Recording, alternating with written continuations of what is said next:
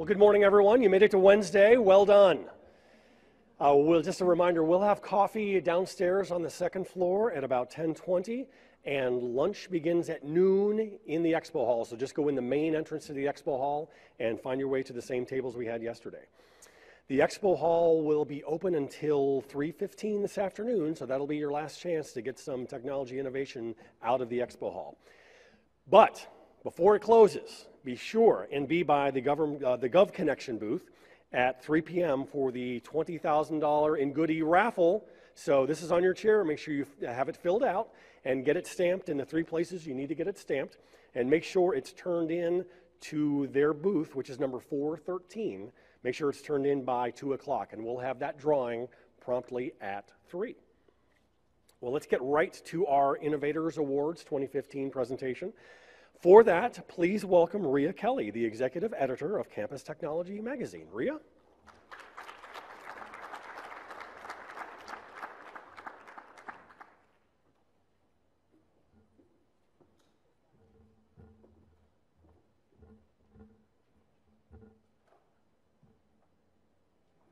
Hello. Welcome to our 11th annual Campus Technology Innovators Awards. I'm so pleased today to recognize 12 institutions for their efforts to better serve teaching, learning, and campus administration with technology. Worthy of recognition, too, are the vendors and products that help make these projects a success. Thank you also to Mary Grush, Campus Technology's editor-at-large, who's the head of our Innovators Judging Committee. These judges graciously volunteered their time and expertise, and their input was an invaluable part of the winner selection process. Handing out the awards today is Ann Armstrong, who is Chief Content Officer for Campus Technology and our sister publications in the 1105 Media Public Sector Media Group. So, as I name each institution, a representative from the project team is going to come up to receive their award certificate. On to our first winner. In the category of Student Systems and Services, NYU Polytechnic School of Engineering. NYU Poly created an online pre-registration tutorial that uses gamification to motivate and engage students. The asynchronous model allows students to view the material at their own pace, as many times as needed, giving them ownership of the process of understanding course requirements, curricula, and registration. Congratulations, NYU.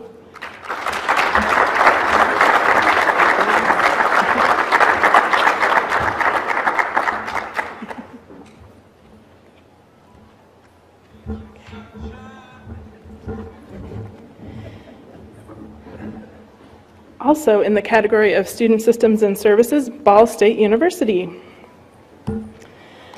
Ball State Achievement is a mobile app designed to improve retention and outcomes for Pell Grant students. The student-developed app uses gamification to incentivize positive activity outside the classroom, rewarding students for activities such as forming social networks on campus, engaging in student organizations, attending career center events, and maintaining a healthy lifestyle. Congratulations, Ball State.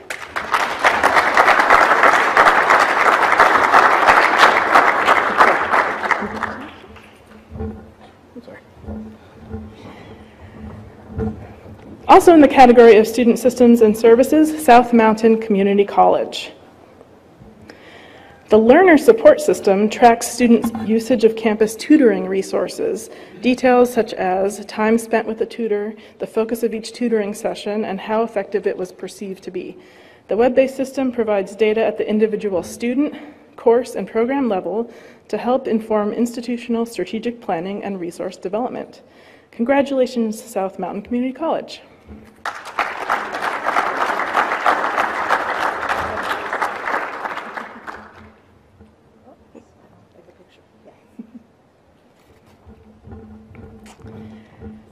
Next, in the category of Administrative Systems, Wright State University. Taking advantage of an underutilized business intelligence product that already existed on campus, Wright State revamped its approach to data and built a self-service analytics tool that puts powerful drill-down capabilities into the hands of users across the university. The ultimate goal is to drive course completions, retention of students, and degree completion. Congratulations, Wright State.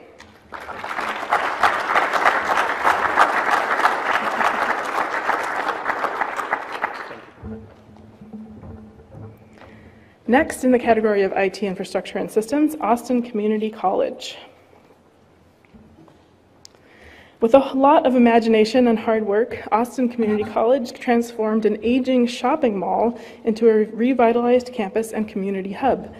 The new Highland campus is home to the Accelerator, a high-tech learning lab that provides access to more than 600 computer workstations for individualized learning and small group sessions. Congratulations, Austin Community College.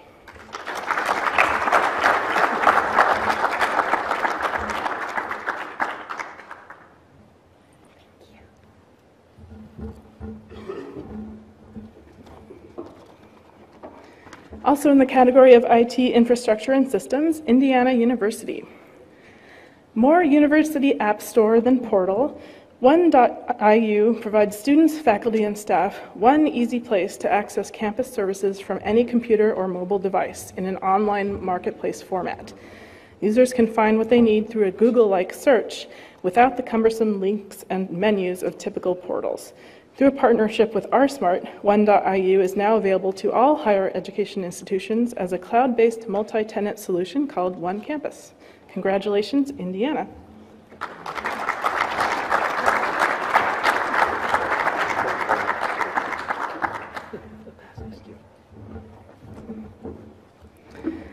Also in the category of IT infrastructure and systems, Penn State University. The One Button Studio is a simplified self-service video recording setup that students and instructors can use to create professional-looking videos on their own and without any previous video production experience. Penn State has made the studio application available to other institutions as a free download on the Mac App Store. Congratulations, Penn State.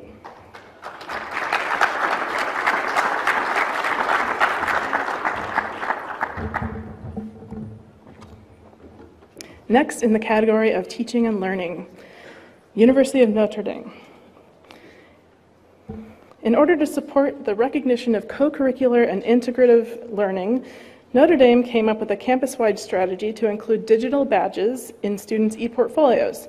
Starting with a do-it-yourself hack that tied the two technologies together, the university then worked closely with its vendor partners to create a true API integration that has fueled change in the e-portfolio community overall. Congratulations, Notre Dame.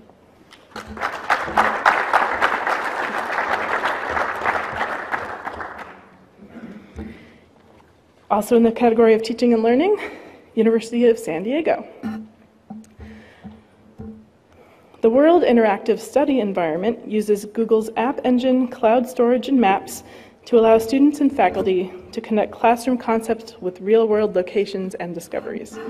Students can drop a pin on a map, get a street view, and begin interactive conversations by adding comments, photos, and videos. Congratulations, University of San Diego.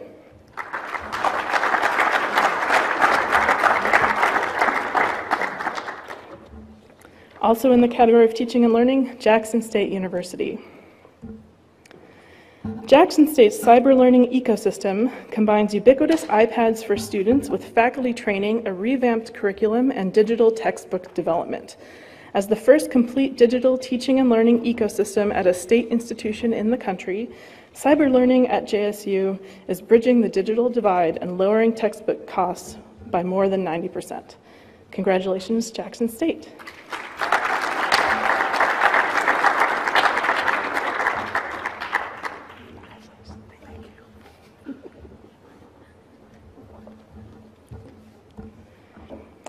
Next in the category of education futurists, Ball State University. Tying together timelines, note-taking, geolocation, and multimedia, the Traveler provides a cutting-edge mobile journaling experience for students working in the field, starting with the ability to record and visualize their pathways. It integrates data from the university's back-end student information system so faculty and students can easily collaborate and share tools. Congratulations, Ball State.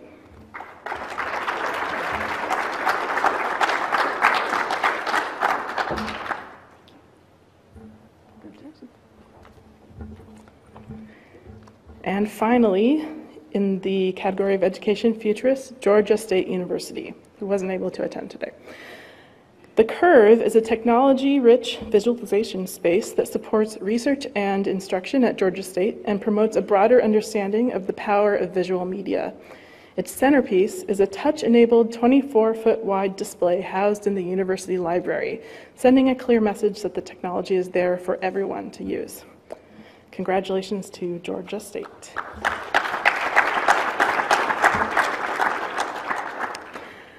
So you'll find coverage of these terrific projects in our July issue and on the Campus Technology website. And you also have the opportunity to meet many of the innovators at the poster session this afternoon in the exhibit hall. So congratulations again to all of our innovators.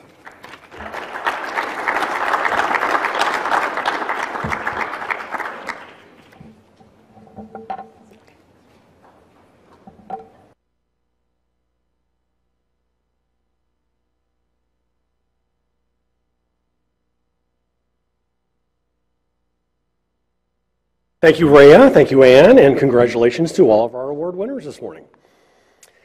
As many of you are aware, American colleges and universities are at a crossroad. The demand for higher education is increasing while budgets shrink, which requires answers to some major questions. What job opportunities might be available for students that don't yet even exist? How do we use emerging technologies? How will universities make money? Well, to answer those and many other questions, Xavier University Chief Innovation Officer Shawn Nason and MakerBot Vice President of Solutions Jordan Brehove are here this morning to share their vision for the future of innovative education and how 3D printing is disrupting the industry. Shawn and Jordan will reference the emerging use case at Xavier University with the deployment of a MakerBot Innovation Center as a means to address some of higher education's biggest questions. Shawn Nason is the Chief Innovation Officer of Xavier University and the Xavier Center for Innovation. Previously, Shawn worked at Humana, leading strategic and consumer innovations with a focus on design. Shawn has a BS in Business Management and Finance, an MBA in International Business and Finance, and a DBA in Organizational Leadership in Progress.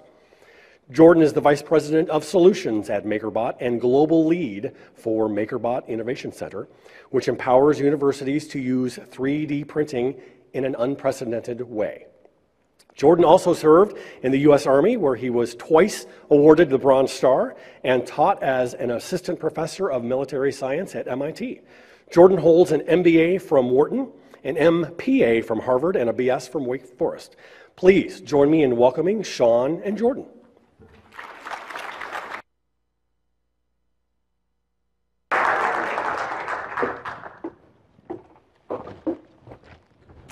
Good morning, everybody. So, spirit of technology, we got to get some things set up here for you. And Jordan, if you want to do a song and dance beforehand. Sure. Whoa, this is nice and loud. So my name is Jordan Brehove. I'm the VP of Solutions. I'm the guy in the red shoes. You know, Shawn is the guy with the red hair and the red shoes, so we'll try to keep it exciting and entertaining. We're going to go back and forth a bunch today. We do anticipate having a period for questions. So if something sounds a little bit hard to wrap your head around or a little bit unique, be ready to ask some questions at the end. Yeah, so not only did Jordan tell you we were wearing red shoes, but how many of you guys have seen the new Chuck 2s? These are the new Chuck 2s we're sporting this morning for you guys. So, and the other thing, Jordan's going to shoot me for this, but I told him we were going to do this. So we're going to do a selfie. So we're going to turn around, and all of you guys here in the center, you can wave, and we're going to get you in the picture with us, but we're going to tweet this out, so make sure you've got your best smile on this morning. Okay, come here, Jordan. See, there's Jordan. There you guys are. Start waving. Yep, there we go. Awesome. We'll get that out to Campus Tech. So, awesome. So you heard in the introduction this morning about this crossroads that we're facing in higher education. So my background has not been in academia. I come from corporate America, spent the last year for the first time in academia. So all I have to say to all of you that have worked at it for a career is God bless you. And I'll meet you at the bar at 5 p.m. tonight and buy you a drink. It has been the most exciting year, but also some of the most challenging times to face. And just reading this morning, I don't know, how many of you guys still use Blackboard in your systems? So just so you know, I just read on Inside Higher Education today, Blackboard's going up for sale. So another higher ed situation, another technology that's being faced with some really challenging times. And what we've done at Xavier is we had a provost that came to Xavier about 4 years ago and believed that we needed to approach revenue in a different model. So no longer just tuition-based.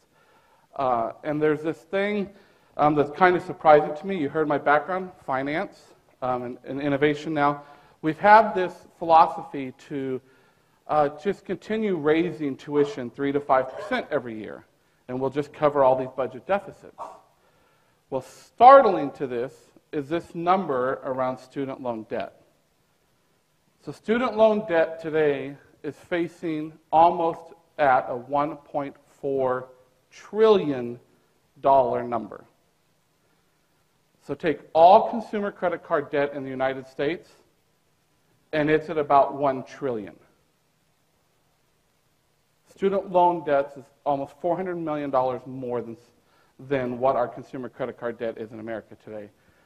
And I had a conversation this week with a buddy of mine whose son is going to be a freshman at Xavier this year. And he said, Shawn, I'm blown away. We're a middle income to higher income family. We're still having to take student loans out. He says, do you know what my student loan interest rate is? And this gentleman has like an 820 credit score. So he said, do you know what my interest rate is on my son's student loan? I said, no. He said, 7.75%. He said, why? And you wonder why students are questioning, why do we need to go into education and get a 4-year degree? So we took a different approach. Absolutely, you heard, I have 3 degrees, working on my doctorate right now. So I believe in education, but what I don't believe in is the model that we've had for 500 plus years. So we took a different approach. The provost brought me in to start this innovation work, and you're going to hear how we've partnered with MakerBot to make this happen and face this degrees with money problem. And you heard the questions we said at the beginning. How do students create jobs that we don't even know need to exist today? How do we provide an educational system that's going to be different so they can get out of it what they need to face the future in 2025 and beyond? It's all about solution and breaking the framework. It's about disruption. So I'm a chief innovation officer. My favorite word is disruption. How many of you guys work with tenured faculty members? How many of you know their least favorite word is disruption? So they did a really smart job. They put me on the opposite side of the street of our main university. And what I have done, and our teams, most of my team is here with us today, is we've just gone out and figured out how can we disrupt the system and provide the best education for our students and bring revenue into our university. So with that, I'm going to turn over to Jordan. Jordan's going to give a little bit of background on where MakerBot is. Great. So thinking about disruption, before we even really get into the technical thinking about what 3D printing is, we kind of have to apply a model to say, how do we break apart the system and think differently in order to create some real innovation. So when I was thinking about this, and over the last couple of years at MakerBot, there's been a very distinct story in my own past that has really served as a great model for why it makes so much sense to use 3D printing and how we can use 3D printing to effectively disrupt the flow. So before MakerBot, I was in management consulting, and before some education, I was in the U.S. Army. And while I was there, I organically spent a lot of time in Iraq and built an expertise in explosives. And bear with me, this is going to relate. You don't know me that well, but trust me. So after the initial invasion and time there, I went as a subject matter expert to the Pentagon to work on innovative ways to actually fund anti-IED or IED, improvised explosive device, defeat technology.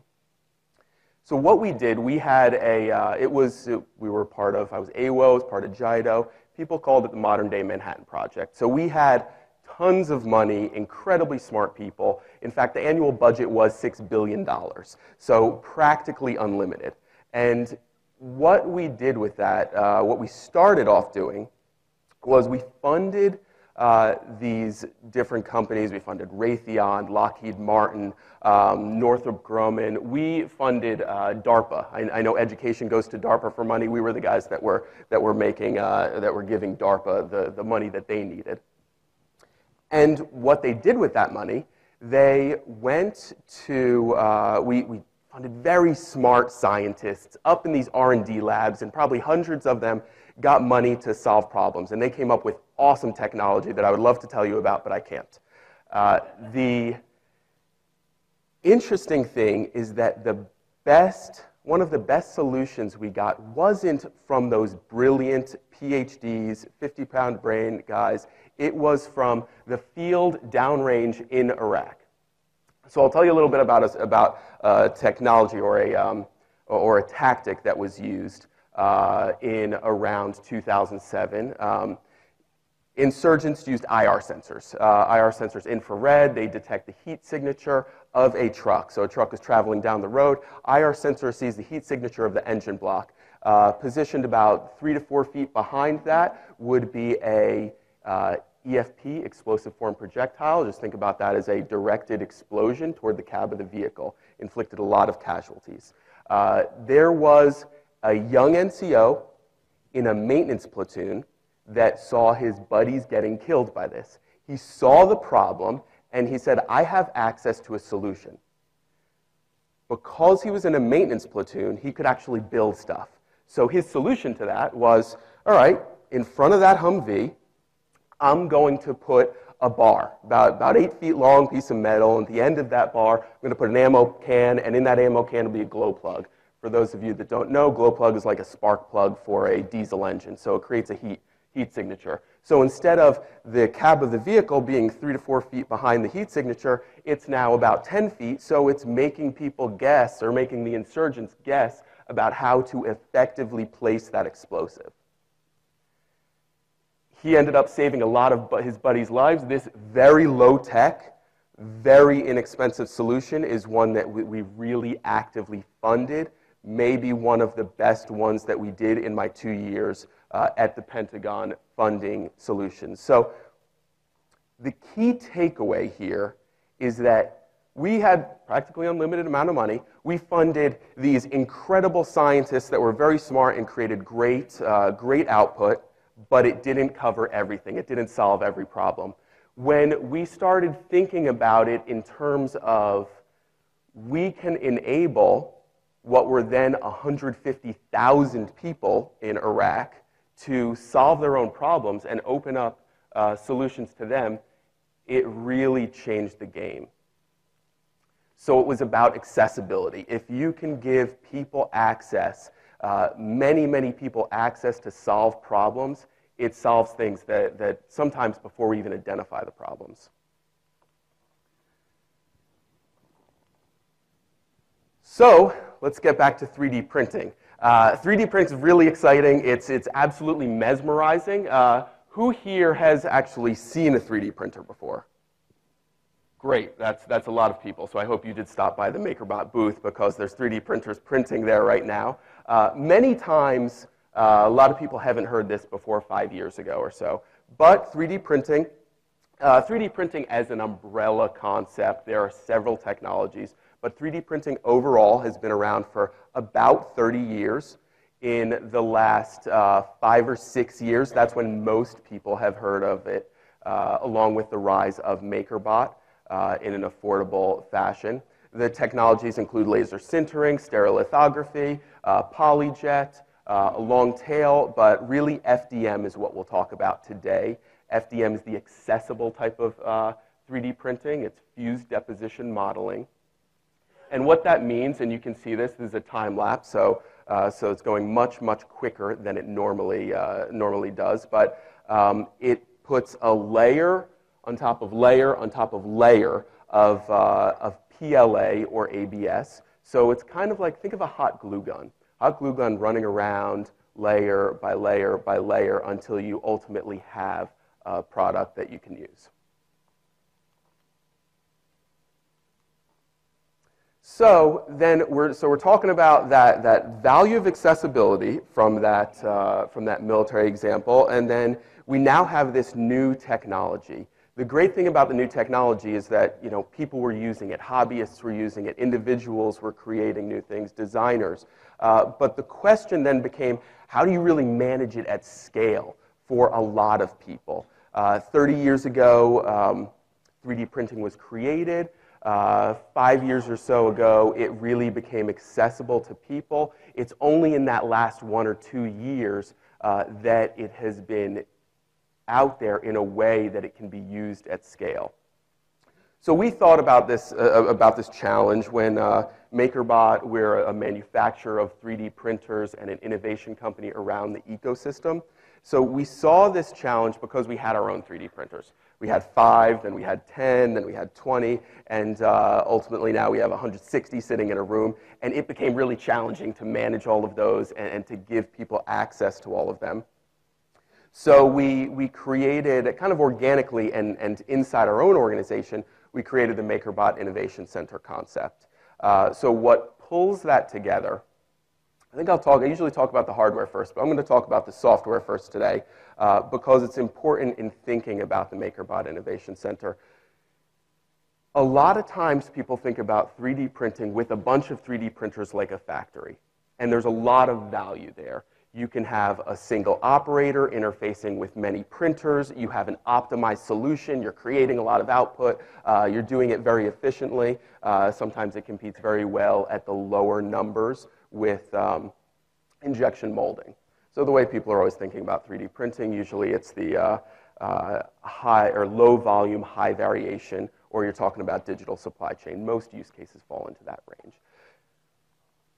So you have that optimized solution, but then also there's a solution about collaboration. So you could think about bringing in an entire classroom of people or entire community and campus leaders and others. So many people interacting with many 3D printers. That was the concept that was really new, and there was no type of software that was supporting that. So we built software around that. Also, we brought in the suite of 3D printers. There's several different types of 3D printers that we include there. Digital scanners, so that you can think about, how do I get files? Am I downloading them from a repository such as Thingiverse? Am I scanning them myself? Or am I designing them to actually create something from scratch? Then we said, all right, so if people need this type of stuff, how are they actually going to implement it? And I know we're here at Campus Technology, and people are very aware of the challenges of change management and getting stakeholders on board and all of that. And I see a lot of head nods, so I'm glad that assumption is validated. We realized, you know, people get so excited about this stuff. Because it's exciting. It is fantastic. So we've done training programs all over the country, and we realized when people leave those training programs, they walk out of the room with an ear-to-ear smile. They're just inspired about the future, wondering what potential they can actually engage in and what they can contribute. So we said, all right, when we train the operator for the Innovation Center, when we train the users, let's also train the stakeholders, get people inspired. So when people get into this, when a university or organization decides to make an investment and get involved, they can really get stakeholders involved too. And then finally, there's support, and that's not as sexy as the other topics, but it's very important, so I can answer a lot of questions there as that goes. But you know, the really key takeaway is that the way we want to create disruption is give people access, give many, many people access to solve problems. And that's why we created the MakerBot Innovation Center. So Xavier University, we met Xavier back in CES 2015.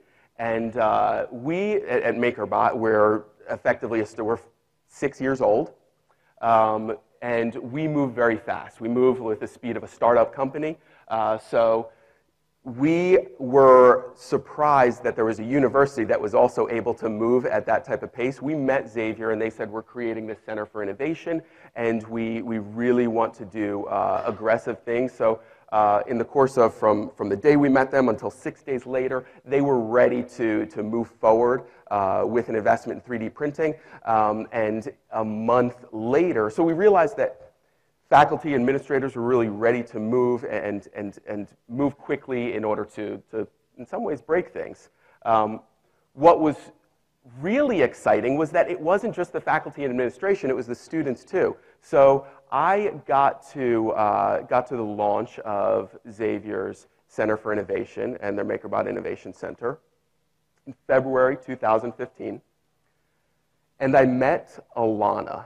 So Alana was a senior at the time, and she was a theater design student. And I don't know a ton about theater design, so I'll give it to you in layman's terms. She had, to her right, she had a set design that she created in traditional means. And she was telling me about it, and she had to design the whole thing first. Then she drew out the models. Then she took an X-Acto knife and cut them. And she was even just telling me about a chair that she would make. She had to draw it all out, X-Acto knife, they cut the cardstock, folded it until it became this beautifully intricate little chair. But you multiply that by many, many times, and it took her 25 hours to create what was effectively a shoebox-sized model of the set design that she created. She saw, so that's what she did the prior week. I met her on a Wednesday. On that Monday, she saw a 3D printer for the first time in her life. So she said, bingo, I can use this. And granted, she already has some CAD, computer design experience because she's a theater set designer. So she took those CAD files and then she printed them on a 3D printer. So she effectively just saw a problem which I and probably the rest of us at MakerBot had no idea this problem even existed, but she did what was taking her 25 hours to create and effectively did the production in 0 time, the time it took her to press a button.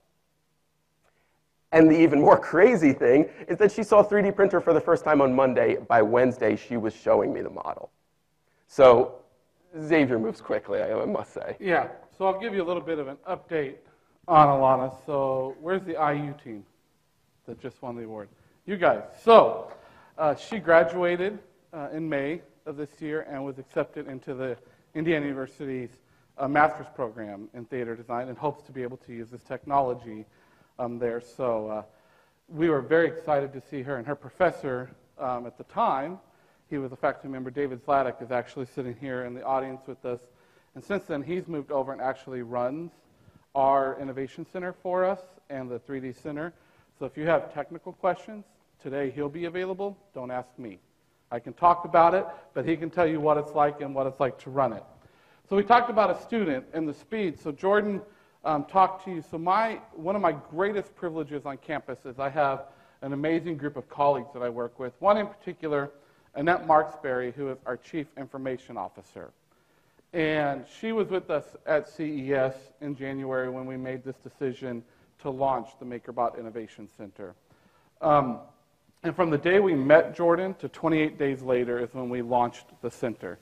So those of you that work in higher ed know that getting something launched and moved that fast is nearly impossible. And I'm very thankful to the fact of our Chief Information Officer and to our Provost, who gives us the freedom to bring that type of speed into what we do at Xavier. So much, like literally days after we launched the center, we started getting tons of emails. Can you help us do this? Can you help us do this? One of those emails that we got was from Cincinnati Museum Center. And many of you guys may not know the process around casting and molding. I still don't totally understand it all. But so the Museum Center in Cincinnati has these artifacts of dinosaurs. So what they do is they cast and mold them, recreate them, have the artist paint them. It takes several hours, as we were talking about with the student. So they contacted us and said, can you 3D print our artifacts? And one word that's not in my vocabulary is no. I said, yes, of course we can 3D print those artifacts. And then I sent an email to Dave. Dave, figure out how we're going to 3D print these artifacts. So Dave met with the Cincinnati Museum Center, and Jordan talked about the digitizers that they have. So we were able to take cast and mold, put it on the digitizer, digitize it, and Dave was able, after several prototypes, so the one on the left was the mold, the one on the right is what we 3D printed for them. So you see we print it out in just white, and then the artists take it back, and they do all the artist work on it and painting. What's the significance of this is many times in the museums or when they're on the road with a show, students and little kids can't pick up and touch things. So now they have the ability, because we can print them in several hours to print these over and over again, they can take these, they're about half the weight to a third of the weight of what a normal one is, and if it gets broken or if it gets lost, there's minimal investment into it. So great partnership that we've built with this Cincinnati Museum Center. Good evening, everyone. Tiny, the service dog in training, has a new leg this evening thanks to a computer science class at Xavier University. Yeah, Tiny was born with a deformed right front leg. 2 months ago, her handler connected with Xavier to find a solution, and yeah, they did. And that's where Local 12's Joe Webb picks up the story. Joe. Well, Paula, like you said, we're on the campus of Xavier University, right outside the Innovation Center that really lived up to its name today. The students in the Introduction to Making class, which is taught here, made a prosthetic animal leg. But more than anything else, what they really did was improve the quality of life for a young golden retriever. 3D printers can make all sorts of things. This one is in the process of making a violin. But down the hall, students in Dr. Lewandowski's Intro to Making class have used the technology to not only make something, but to also make a difference. Today, they fitted Tiny the Golden Retriever with her 3D printed prosthetic. After some coaxing with treats, Tiny took her first tentative steps. Not quite sure what to make of her new leg. But she got up and made her way outside. So, showed you just a minute of about a 4-minute story. That story you can find on our website at xavierinnovation.com. But what the importance of this story is, again, got an email from a community member, nonprofit organization, and Tiny is actually trained to be a service dog. So she was an 8-month-old golden retriever, missing the front part of her leg, last part of her leg. They sent us an email to the provost, Scott Chadwick, and I, and we both said, yes, we'll do it. We can print a prosthetic. I can't print one, but so we took it to our professor, Dr. Gary Lewandowski, and I'll give you a little bit of background there. Another innovation and how we're moving with MakerBot here is Xavier University in the fall of this year is launching their first school, our first School of Arts and Innovation. We are a liberal arts university, and we do not have an engineering program. So many times you see 3D printing tied to engineering programs. We do not have that. Our School of Arts and Innovation will lie within our College of Arts and Sciences. Additionally, Dr. Lewandowski, whose class this was in, created a new degree program at Xavier called Human-Centered Making. So, human-centered design, which is rooted in design thinking, an innovation tool, and critical making. So when we brought this Innovation Center on for MakerBot, we had no idea what his class would be able to do. So his class this year, first class, Intro to Making, had 21 students in it, 13 different degrees represented, from business degrees to nursing degrees to chemistry degrees. Again, no engineering. And we took this to the class, and we said, we're going to give you a challenge. You need to figure out how to make a prosthetic for Tiny the dog. And 60 days later, in this news story, they fitted Tiny with her 3D printed leg. Tiny's doing great with it, works with it a little more every day. And this coming month, we're actually going to expand with MakerBot's parent company, Stratasys, and bring in the next model of printers in. And our goal this year is to actually be able to print a prosthetic for a child in that class. So, big disruption, amazing things happening there. Which leads us to our next section, which is talking about future thinking. And I get it. We get challenged a lot here. So in higher ed around how do we think in the future?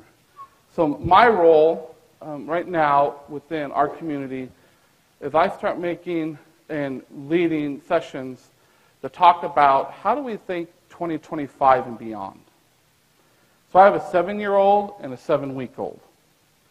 So when I look at those two, I think, what type of education system do we put together so when they enter into college, they can be prepared for the workforce today? So I get the honor of spending a lot of time externally and working with companies in Cincinnati to find out what they're looking for students and from students. And it's really amazing what we're finding right now is companies are looking for students that have this type of technology and background in it. Because I can tell you every big co in the country has a 3D printer somewhere hidden in their company because they're trying to figure out how is it disrupting their market. We play in the healthcare space a lot at the Center for Innovation.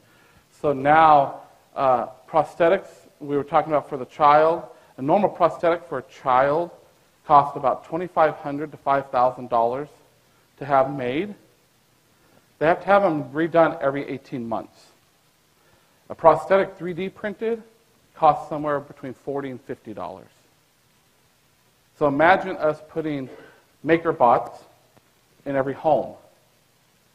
Or a family that's got a prosthetic, a child with a prosthetic can have one. Something breaks on the prosthetic, they can print it right in their home. So that's the type of thinking we're trying to push forward at Xavier and move forward in. Not only with companies, but even in the classrooms. So, Jordan? Yeah, there's a skill set gap that Shawn was talking about, especially around the 3D printing ecosystem in businesses. There is a demand for designers. There's a demand for other people that understand the ecosystem around 3D printing. So we've definitely seen in conversations that we've had with K through 12 and higher education that there's a demand, there's a need. Most of the time, most of the conversations are, I get it, 3D printing is great. Students need to understand how to use and adopt this, and students are usually pretty good at flexing their mind and imagination around how they can adopt better than adults. So what then the next conversation piece is, how do I get started? I can get a single 3D printer or many 3D printers. Where do we go from there? Where is curriculum or modules? We've heard the curriculum request so many times in the last couple years that it's really, really in high demand. So we at MakerBot decided, all right, we've got to at least get the ball rolling with it. There are universities, and we'll talk about specific examples of universities that are really taking a leadership position here that I would recommend reaching out to and creating relationships with for more advanced curriculum, like Dr. Lewandowski's program. But we realized we need modules. We need to get started. So we created MakerBot in the Classroom. It's a 144-page book. It has modules for 3D printing. So your existing syllabi, you can apply modules. How do you print? How do you think about design fundamentals? How do you get started using the printers and kind of take away the mystique so that people can actually start going? But the key point I want to say is that this does not this is the tip of the iceberg. It does not by any means do what educators and higher education can actually do with creating 3D printing curriculum. So this is kind of that first little nudge to break through the surface, and we really are all about, part of the value for us about the MakerBot Innovation Center is not just really growing the market and getting people out there, but it's creating these champions for the technology that are changing the world. So once we get this going, then universities actually take that leadership role to create the right curriculum. And that's what I think we need right now is more leaders in the space to continue to push this forward and leaders to partner with those existing there. So I would like to talk for a moment about the largest MakerBot Innovation Center in the country, and we're actually lucky we have Tom Hull here, the CIO of Florida Polytechnic. Would you mind taking a stand and maybe waving? Because, yeah. So this is a phenomenal story, and many of you probably know about Florida Poly, but for anyone in the audience who doesn't, this is a brand new university, and I don't think many of us see brand new universities all that often. Their inaugural class was in fall of 2014. So what I always think of when I think of what challenges did Florida Polytechnic University face, I think of populating an entire campus, not to mention building it and all of that, and they do have a beautiful building. It's about halfway in between Tampa and Orlando, and if you're ever driving that route, you will see this oasis, which is gorgeous on the left-hand side. Well, if you're driving from Orlando to Tampa, it'll be on your left. But the challenge they had is we need faculty, administration, we need students to make an entire campus. So the question was, for a technical university, they needed anchors. So they decided, Tom worked to make some very strong partnerships with a lot of major industry partners, but specifically they said in the anchor of this building will be an IBM supercomputer, and there will be a MakerBot Innovation Center. And that's going to draw in the type of students, faculty that they want. So every time a campus tour goes through, they go up, they see the MakerBot Innovation Center behind this huge glass wall. They fog the windows, they discuss how they're on the cutting edge of technology. And what that has led to is, in their first year, it was something around, give or take, 3,000 applications for about 1,000 slots. So for a slightly above 30% acceptance rate in an inaugural year blew me away. That is so competitive, and what they're doing there is really incredible with finding the people and moving forward there. And maybe we'll have time for questions for Tom, and I know he's around later too, so if we want to go into more detail there, we can.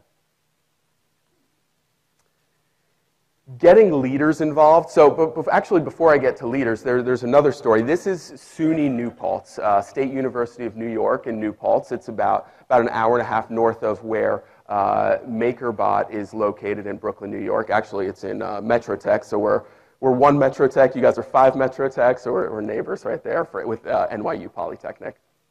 But SUNY New Paltz is in the Hudson Valley region. And they started as a partnership. It's between 2 different departments. So you have the Dean of Arts and Dean of Science and Engineering that got together and said, this is of value for both of us. SUNY New Paltz has a very strong engineering program, and they have a very strong jewelry design program. the two students, a student that's in engineering and a student that's in jewelry design, those two don't cross paths all that often. So they used the MakerBot Innovation Center, and it became a learning commons where those two students, there could be cross-pollination of thought and ideas. Engineer learns, oh, that's an aesthetically pleasing way to do something, challenge that I'm faced with. And the design student can figure, oh, from the engineering student, I can actually learn how to do this in a little bit more functional and efficient process. And they found a lot of success there. But that's a side note. Really, the key thing over here, and I want to show you some of the people here. You have the CEO of an economic development corporation up on the left. Then you have the president of the university. Then co-founder of MakerBot. Then you have a aspiring politician. He was running for Congress, so he's making sure he's right up in front and center in that photo. You have to the right, you have some donors, and then back there to the left and right of our co-founder, those are the two deans, Dean of Science and Engineering and the Dean of the Arts. So if you can think about, oh, the one I forgot is all of the press that's behind the camera and taking pictures and everything. So if you can think about bringing that group of people together for a launch, how successful that is, because that relationship, it's the ribbon cutting is such an exciting event. Like, people love to see that 3D printing, new jobs are coming to the community, all of that. But that relationship has absolutely continued. That ribbon cutting was a year and a half ago, and they have gone back and forth. SUNY has since gotten over $10 million in grant funding that they point squarely to their investment in 3D printing to be able to achieve that. And then I know, Xavier has done a lot with bringing donors together as well. So we have some pictures similar to that. When we did our grand opening on February 5th, we had planned for 200 people to come. We were hoping for 200 people to come to our grand opening, and we saw over 500 plus people show up. We were praying that the fire department didn't show up at that point when that evening began and started. And the powerful thing about that is we had big co's in the room with us. We had startups, we had entrepreneurs, we had educators, all in the room to see what this is. And literally that week alone, when Jordan talks about what it does for us, we had 40 plus articles written about us, and all the way, not just locally, nationally, but we had global, because we were privileged enough to put the stamp on to say that we were the first private university in the world to launch one of these innovation centers with MakerBot. So the press just blew up, and it's not stopped. We get comments all the time and get asked all the time of what this has done for us, and it's been a powerful thing for us. Next story I want to tell you a little bit about is University of Massachusetts at Amherst. So UMass had a well, actually, before I even go into that, you have what you're looking at there is the W.B. Du Bois library at UMass, and that's their main library. It's actually the tallest university library in the world. There is an interesting myth that I heard when I was in school that they didn't account for the weight of the books and the library was sinking. That's a myth. It's a fun story, but it's not actually true. So we engaged with the director of libraries there at UMass, and libraries have been a very serious adopter of 3D printing, both at one-off printers and at scale. There's over 500 libraries that have MakerBot 3D printers around the world, because largely it enables a learning commons. It creates a space where students can share ideas and educate themselves. So the challenge that they had, or the debate that they had on campus when we engaged the director of libraries, was where do we put this? We want to put it at a library, and we have two major libraries on campus. We have the Library of Science and Engineering, and we have the main campus library, the W.B. Du Bois Library. They ultimately decided, after a lot of debate, to go with the W.B. Du Bois Library precisely because they thought it was so important to provide access to more than just engineering students, which is playing out in a number of places. I mean, Xavier does not have an engineering program. This was about engaging the community, engaging entrepreneurs, bringing jobs to the area. I mean, if you think about entrepreneurship, it's hard to get funded a project on Kickstarter or Indiegogo without a prototype to do it. Their objective to serve as a place of access for innovation and 3D printing is really true to form, and it being the largest university library in the world serves as a beacon for others to kind of follow that lead. Growth and maturity. There is a, you know, we were talking about the life cycle of 3D printing 30 years ago was its inception. About, you know, most people had started hearing of it just 5 years ago or so. That's when it really became affordable and accessible to individuals, to makers, to some entrepreneurs. Just in the last year or two, really in the last year and a half since we first went down the path of creating a MakerBot Innovation Center with SUNY New Paltz, is it accessible at scale? And then if we go forward-looking, there is an NMC Horizons report that just said Makerspace's horizon is 2 to 3 years from now. So this is a window. This is a window right now from being able to do it at scale a year and a half ago to a horizon of 2 to 3 years from now that really says there is a sweet spot that we're hitting right now. So the leaders that we found in the space are the ones that I just talked about, Florida Poly, Xavier, UMass Amherst, SUNY New Paltz. There's a number of others, LIUC in Milan, Italy.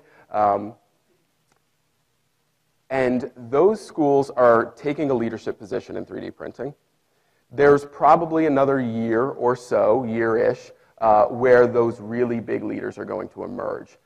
So this is the time to turn it up in an accessibility way, especially in education. MakerBot has recognized that education is a way to grow the industry. You know, we're not the type of company that's market share. The great thing is that it's grow the industry, and this works out for everyone.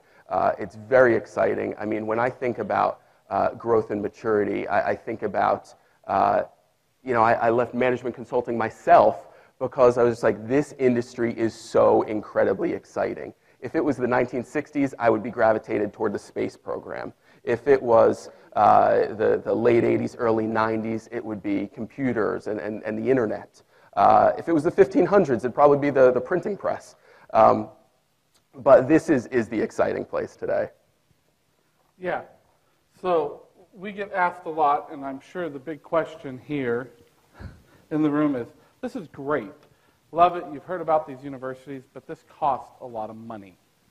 This doesn't come free, and I'm sure if all of you in the room would raise your hand and say, we get hit with budget constraints all the time, just as we do at Xavier. So what we have done is to figure out how to actually turn our 3D Innovation Center into a business. So it's a revenue-generating model for the university as well as an educational tool. So a couple ways we have started down the path to do that is in the next 2 to 3 months, probably 2 months, I'm going to push them a little bit, is we're going to launch Xavier3dprinting.com. So all of you in this room can be in your home, you can design something, or at school, design it, upload it to our website. We have 30-plus printers in our space, and we can print it for you overnight, and then next day air it to you, and you have your design or your educational tool that you want. And we've seen professors using this now in chemistry. We've seen, you saw the violin, you've seen many of the examples that we do. The second revenue model that we're using is we've partnered heavily with our startup entrepreneur community in Cincinnati and Startup Cincy. And again, Jordan said, many times for those organizations to be able to get on Kickstarter or Indiegogo or GoFundMe, they have to have a prototype. So what we're doing, and Dave and a couple of our students are starting to work on this, is startups will come in, give us a design. They will go, they will design it, make the first prototype, print it for them, and then they can tweak it. They can go do customer observations. They can go show consumers what their product would look like, change it, and literally, again, overnight, we can print another prototype for them. So what that led us to is Dave was working on some prototypes. So I'm going to ask this really weird question. How many of you guys know what the game Cornhole is? Awesome. Awesome. Some of you might also know it like beanbag toss. So you stand at the ends and you throw. Bago. Yeah, or bagging. Yes, that's another.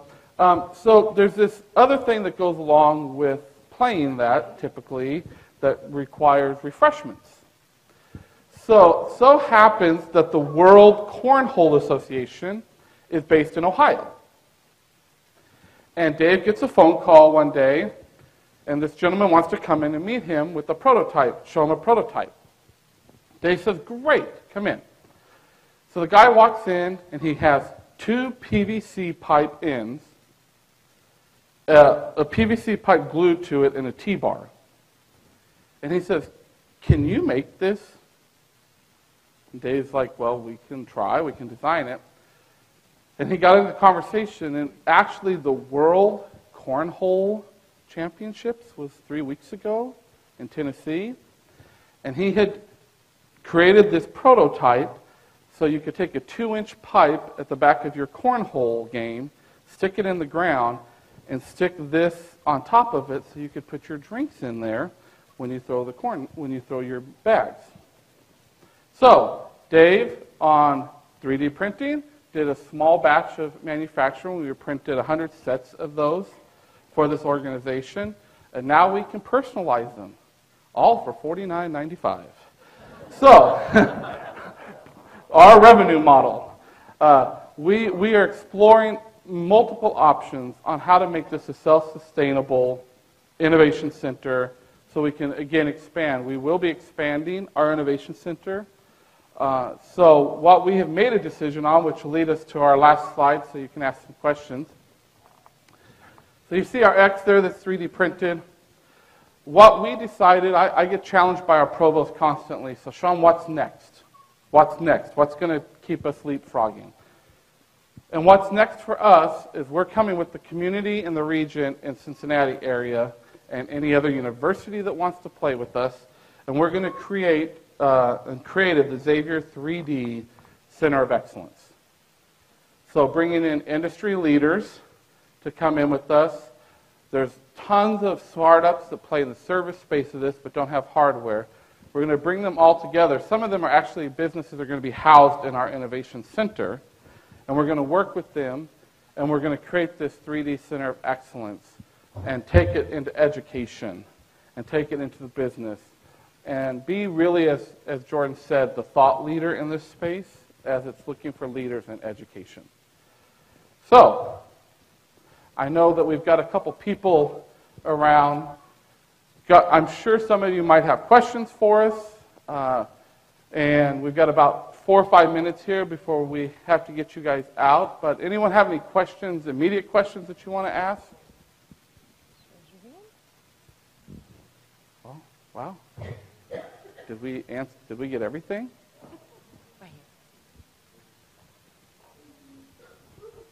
here. Wait, she's got a mic for you right there. This is all great stuff. What is the communications or remote access protocols to the innovation center you might be envisioning? So there's a lot of collaboration involved in the design process. Does the innovation center have virtual meeting room capabilities? Do you have a command and control desktop that the collaborators are using, or is there an assumption you send it on a file and everything's good? Yeah, the places where we've invested, we're definitely going further and further, but the MakerBot Innovation Center management platform is the software that does the workflow management that ties it together. And I was talking before about how there's the one-to-many solution, there's the operator managing many printers, and the many-to-many solution allowing students, community, entrepreneurs to access many printers, many people, many users, many printers. Right now, you do have software that's around slicing, plating, all of that. So it seems like you're rather familiar with this already, but CAD software exists elsewhere. So CAD software is where you would design the file. You would bring that STL or OBJ in to get sliced. So our workflow management software can do the slicing. It's a SaaS software, software as a service, and then it's really around workflow. So you can use a single desktop, laptop, mobile device to monitor all the prints, to manage the statistics, to manage the analytics around it, to see how much have we been printing, how successful has it been, where do we want to go from there. But I will say that it is something that is important and critical, and something that I think we're going to continue to see more and more and more features on, because what you're saying is, if you're talking about accessibility, we can now do something where we have a centralized innovation center, and in some cases a couple centralized, maybe a hub with a small number of spokes. At some point in the distant future, we have to think about how do we tie all of this stuff in together in a remote or more distributed way. That's one of the things we love about the platform. So Dave can sit here right now on his mobile or on our computer and remote into our server in Cincinnati and see what's happening there. So one of the great things we love about that. Yeah, my question is, you had used the analogy of glue as what's being used in the machine to build up your models. Chemically speaking, are there different kinds of glue? So when you have things that require a more sturdy or something that can take more pressure or such, are there different kinds of glues? So there's a bunch, and before I answer your question, if whoever's running the slide can bring it up, because we have contact information if any of you would like that. Also, before I answer there, if anyone that's here, any conference attendees can get a 10% discount, so we have a conference code there for you. So go ahead and find that, and I hope we can answer any detailed questions today. Both Shawn and I will be at the MakerBot booth number 308 from 12:15 to 3:15 today. We may have Tom Hull joining us as well, so you can really hear from the people that are doing this innovation. To answer your question about the glue, there's a bunch of different types of 3D printing. Some of them, such as binder jetting, actually uses a glue to glue powder together. FDM, fused deposition modeling, which is the technology that has probably proliferated the most and is the technology that is most accessible right now, doesn't use a glue. So what it does is it heats up the filament. So it comes in a spool of filament, heats it up. For PLA, it's about 300 degrees Celsius, or 215. I'm sorry. So 215. It comes out of this hot smart extruder and then just lays down layer by layer. As it dries, it binds itself together. So in the technology that we spend most of our time with, there isn't a glue involved, if that answers your question. For the sake of time, we're going to go ahead and stop questions so you can make it to your next session. But please join me in thanking Shawn and Jordan, and they'll be here today to answer your questions. Thank you. Thank you.